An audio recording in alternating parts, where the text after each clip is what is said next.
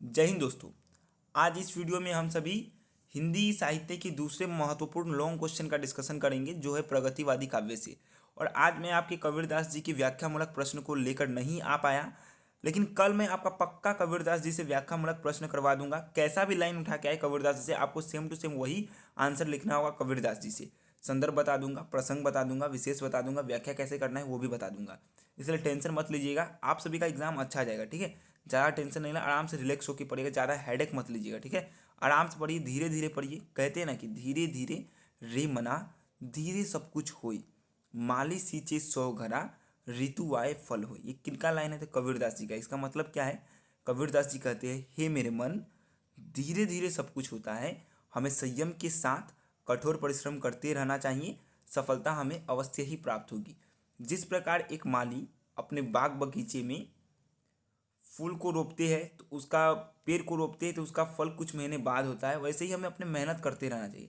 आपको सफलता जरूर ही मिलेगी, अच्छे से मेहनत करिएगा। ठीक है, ज़बरदस्त तरीके से आप सभी मेहनत करिए। और चलिए अब हम लोग अपने आंसर को देखते हैं, कैसे हम लोग को आंसर लिखना है कि हम लोग 5 में 5 मिले।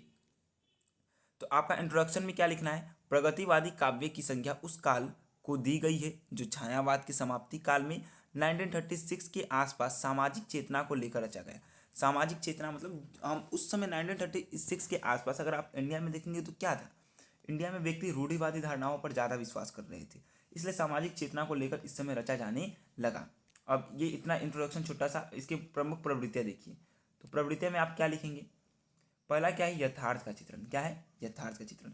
मैं आपको ये पॉइंट को ना याद करने का एक ट्रिक बताऊंगा वीडियो के लास्ट में, तो आप सभी पूरा वीडियो को अच्छे से वॉच करिएगा। हाँ, ये ट्रिक ऑटोमेटिक याद हो जाएगी। सारे पॉइंट, आपका 5 पॉइंट है, पाँचों पॉइंट को याद करने का मैं ट्रिक बताऊंगा। ज़्यादा नहीं, एक वर्ड उसी से पूरा पाँचों याद हो जाएगा। तो पहले चलिए देखते हैं ये क्या है। यथार्थ का मतलब क्या होता है? वास्तविक रूप। किसी भी व्यक्ति का वास्तविक रूप क्या कहलाता है? यथार्थ। तो कवि लोग क्या करते थे उस समय? प्रगतिवादी काव्य में धूल भरी धरती की गोद में ललित पलित जनजीवन का यथार्थ चित्रण मिलता है। यानी जनजीवन, यानी जनता लोग जिस हिसाब से रहते थे, आदमी लोग, उसी का क्या होता था? जैसे वो लोग रहते थे, उनका जैसा जीवन का तरीका था, जैसा उनके साथ अत्याचार ये सब ब्रिटिशर्स करते थे, उन सारे को वे अपने लेख में लिखते थे। तो यही है, इस धारा के सभी कवि जीवन का यथार्थ चित्रण करते हैं। और सुमित्रा नंदन पंत लिखते हैं, क्या लिखते हैं? यह तो मानव लोक नहीं है, यह है नर्क अपरिचित, यह भारत की ग्राम सभ्यता संस्कृति से निर्वासित। यह आपको कोटेशन आपको याद रखना है। ये निर्वासित यहाँ पे लिखा हुआ है, यहाँ इसके ऊपर में निर्वासित दिख नहीं रहा है, थोड़ा आप लिख लीजिएगा। हाँ, निर्वासित। दूसरा पॉइंट क्या है आपका? क्रांति की भावना। अब क्रांति की भावना क्यों? क्योंकि इस समय हम लोग किसके गुलाम थे? ब्रिटिशर्स के। तो कवि लोग के अंदर भी कवि लोग अपने साहित्य का न्यूज़पेपर ये समय मैगजीन में प्रकाशित होता था, तो ये सब पढ़ के हमारे अंदर यानी जनताओं के अंदर एक खून खौलती थी क्रांति को लेके। तो देखिए क्या है, प्रगतिवादी कवियों ने शोषित वर्गों के प्रति सहानुभूति दर्शाने, शोषित वर्गों मतलब जो किसान उसान के ऊपर अत्याचार किया जाता था, उन्हें क्या कहा जाता है? शोषित वर्ग। तो सहानुभूति दर्शाने तथा प्राचीन परंपराओं को नष्ट भ्रष्ट करने के लिए क्रांति का आह्वान किया। जैसे क्या है? कवि कुछ ऐसी तान सुनाओ जिससे उथल पुथल मच जाए। ये क्या लिखा है? उथल, और ये लिखा है पुथल, उथल पुथल मच जाए। समझे? इतना एक कोटेशन क्यों लिखना है? आप कोटेशन कोई आंसर में 2 से 3 कोटेशन लिखेंगे ना, तभी आपको 5 में 5 मिलेगा, नहीं तो नहीं मिल पाएगा 5 में 5। तीसरा क्या है आपका? मानवतावादी दृष्टिकोण। तो मानवतावादी दृष्टिकोण में क्या है? देखिए, प्रगतिवादी कवि मानव की शक्तियों पर असीम आस्था रखते हैं। उनके अनुसार ईश्वर नहीं है, मानव ही क्या है? अपने भाग्य का निर्माता है। जैसे देखिए क्या मस्त, मतलब क्या बोला है वहाँ का कवि, जिसे तुम कहती हो भगवान, जो बरसाते हैं जीवन में रोग सुख दुख दैन्य अपार, उसे सुनाने चले पुकार। ये ऐसे कह के कहते हैं। ठीक है, आगे देखिए क्या है। और ये सब ऐसा कुछ नहीं है, रियलिटी में अगर आपको बताया जाए तो आपका जो भी आप दुख या सुख होते हैं ना, हम सभी कोई भी व्यक्ति, सब क्या है? मन का खेल है। ये जो मन है ना, मन सबका उसी का खेल है। आपका मन, आप जैसा सोचेंगे उसी हिसाब से आप रहेंगे। इसलिए बी पॉजिटिव, अच्छे से रहिए, अच्छा होगा, कुछ नहीं है। हाँ, देखिए आगे क्या है। तीसरा पॉइंट क्या है आपका? सॉरी, तीसरा बोला, चौथा पॉइंट। चौथा पॉइंट आपका क्या है? सामाजिक समस्या का चित्रण।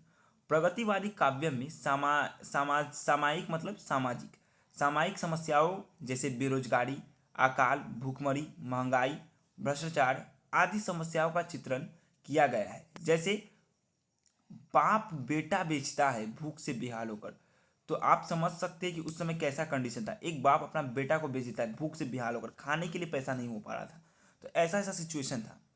लास्ट क्या है आपका और अंतिम क्या है? मार्क्स का गुणगान। क्या है? मार्क्स का गुणगान। अब मार्क्स को तो आप जानते ही है, कार्ल मार्क्स। प्रगतिवादी काव्य धारा के तहत बहुत से कवियों ने मार्क्स और रूस का गुणगान किया है, जैसे लाल रूस है ढाल साथियों सब मजदूर किसानों की। तो ये इतना हुआ। अब इसको याद करने का तरीका क्या है पांचों पॉइंट का? तो पांचों पॉइंट को आप याद करने के लिए क्या याद करेंगे? एक वर्ड, या क्रामा, या क्रामा, और इसी के नीचे आपको क्या लिखना है? सामा। यक्रामा सामा, क्या याद करना है? यक्रामा सामा। या से यथार्थ का चित्रण, क्रा से क्रांति की भावना, मा से मानवतावादी दृष्टिकोण, सा से आपका सामायिक समस्या, और माँ से मार्क्स का गुणगान। इतना समझे आप